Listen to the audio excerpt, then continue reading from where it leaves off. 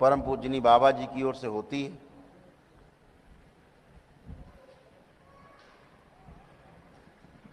जाहिर है मेरे द्वारा होगी, लेकिन पूजनी बाबा जी की ओर से ही ये दीक्षा होती है। वही पूर्ण गुरु हैं और उन्हीं की ओर से दीक्षा है। हम तो निमित्त हैं, आपके जैसे हैं, बीच में मजबूरी बैठना है।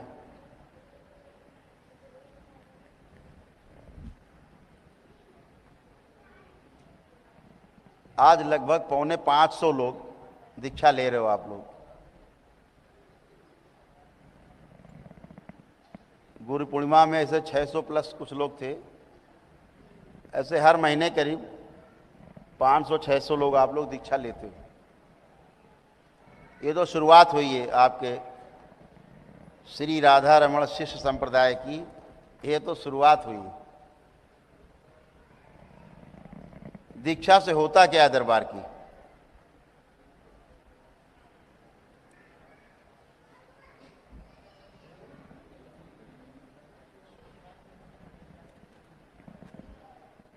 और दीक्षा क्यों आवश्यक क्यों है? किसी गृहस्थ के लिए एक खास समय आने पर दीक्षा आवश्यक क्यों है?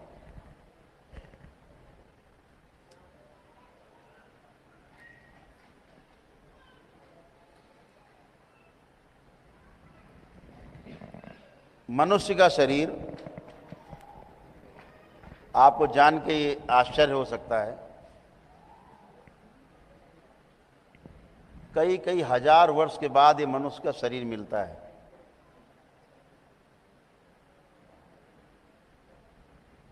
मुक्तियां ना हो पाने के कारण कई कई हजार वर्ष तक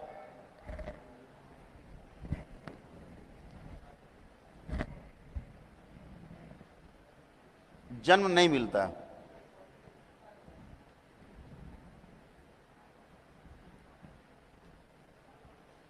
जिन्हें आप देवी देवता कहते हो, जिनकी आप पूजा करते हो,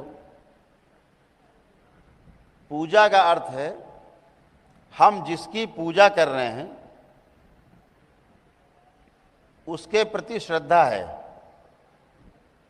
यानी वो हमारा रोल मॉडल है और हम उसके जैसा होना चाहते हैं। हम जिसके जैसा होना चाहते हैं हम उसी शक्ति की उपासना करते हैं। अगर आप अखाड़े में कुश्ती लड़ते रहे तो आप हनुमान जी की आप उपासना करते हो, हनुमान जी की पूजा करते हो। वहाँ सरस्वती माता की पूजा आप नहीं करते। अखाड़े में आप लक्ष्मी माता की पूजा नहीं करते। फिर जहाँ आप व्यापार करते हैं वहाँ लक्ष्मी माता की पूजा करते।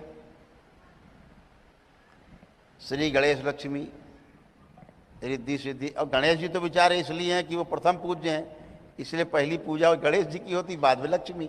गणेश इसलिए साथ में लक्ष्मी जी के हैं कि गणेश जी बुद्धि के, सद्बुद्धि के परिचायक के, सद्बुद्धि देने के देवता हैं।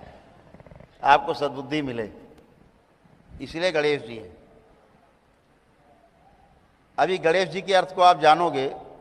जो लोग दीक्षा लेते हैं उनके लिए एक बुक अभी ये लिख रहे हैं, ये लगभग अभी डमी बन के आई है ये। इस पुस्तक का नाम है समय से समाधि तक, ऊपर दीक्षा यात्रा है। ये भी आपको अगले महीने से मिलेगी, अभी तो डमी बन के आई है। हिंदी में अंग्रेजी में दोनों में रहेगी। जो ईश्वरीय चिकित्सा बुक है हिंदी में है ही, अंग्रेजी में भी हो गई है, अभी 15 दिन बाद वो भी मिल जाएगी। यानी जो पुस्तक रहेगी हिंदी में भी होगी, अंग्रेजी में भी होगी। जैसे मैनुअल है दरबार का कि क्या कैसे करते हैं, दरबार में कैसे जुड़ें, क्या करें, प्रश्न उत्तर है, हिंदी में भी अंग्रेजी में हो गई है। उसमें दरबार के से जुड़े हुए तमाम जो भक्त लोग हैं, बहुत श्रद्धा रखते हैं, वो लोग इसको बैठ के आराम से काम करते हैं। हमें तो कुछ करना नहीं पड़ता, हम तो कुछ करते नहीं। हम तो आपके बीच में आते हैं, केवल यहाँ आते हो, अपने कमरे में चले जाते हैं चुपचाप, कमरे से फिर यहाँ आ जाते हैं अगले दिन। इतना ही काम है हमारे पास। तो इसमें इस बात का जिक्र है गणेश जी का, इसमें गणेश जी का जिक्र है कि गणेश जी हमारे लिए क्यों जरूरी। अभी गणेश जी का हम इतना प्रयोग करते हैं, कुछ लिखते हैं तो ऊपर लिख देते हैं श्री गणेशाय नमः, और फिर नीचे हिसाब किताब, लॉन्ड्री वाले को इतने पैसे दिए, धो और इसको इतने पैसे दिए, सब्जी वाले को इतने पैसे दिए, ऐसे करके हिसाब किताब रहता है। बही खाते में ऊपर लिखा रहता है श्री गणेशाय नमः, इतने भी गणेश जी खत्म। थोड़ा और श्रद्धा हुई तो गणेश जी की छोटी सी मूर्ति बही खाते बनाते हैं। शादी के कार्ड में गणेश जी बने रहते हैं ऊपर। अब पूछो भाई, शादी में गणेश जी का क्या काम? शादी के कार्ड में गणेश जी का क्या काम है? कोई कुछ आ रहा निकल के बता सकते हो?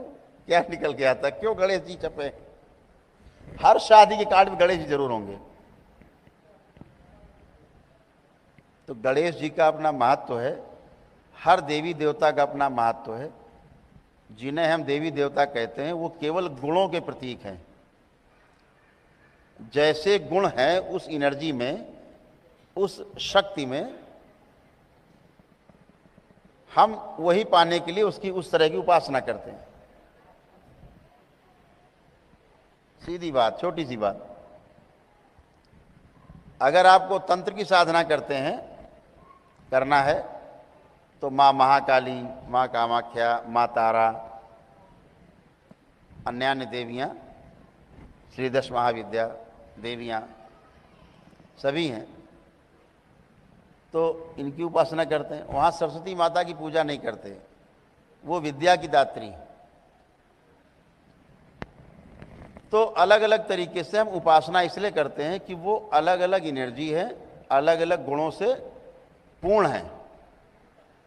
हम उन गुणों की पूजा करते हैं। और ये अद्भुत बात है कि जिसके लिए हमारा जन्म होता है धरती पे, उसको हम भूल जाते हैं। जिसके लिए हमारा जन्म होता है,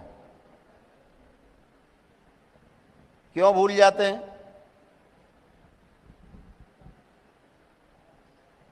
क्योंकि हमारे माता पिता भुला देते हैं उसको। हर माता पिता ये चाहता है कि हमारा बच्चा एक अच्छा गृहस्थ बने, हमारी बच्ची एक अच्छी गृहस्थ बने और परिवार में रह करके जीवन यापन करे। बहुत बिरले होते हैं जो बच्चे को सन्यास की ओर ले जाते हैं। बहुत साहस का काम है सन्यास लेना, बहुत साहस का काम है। अभी तो आप गृहस्थ हैं, आप गृहस्थ की दीक्षा ले रहे हैं, इसके बाद जो सन्यास की दीक्षा है वो काफ़ी बहुत बड़े साहस का काम है। तो कोई माता पिता नहीं चाहता कि उसका बच्चा गेरुआ कपड़ा पहन के बाहर जाए, घर छोड़ दे, इसलिए उसको भुलाते हैं वो कि बचे। लेकिन जो लिखा है इसे मिटाने का कोई उपाय नहीं है। इसको मिटाने का कोई उपाय नहीं बना है ही नहीं।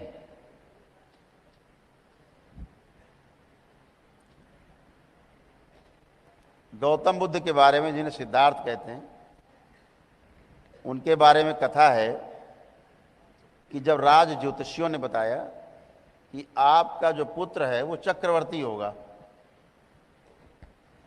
इसका नाम दूर दूर देशों में होगा, तो उनके पिता ने कहा कि इसका मतलब इतना बड़ा राजा होगा।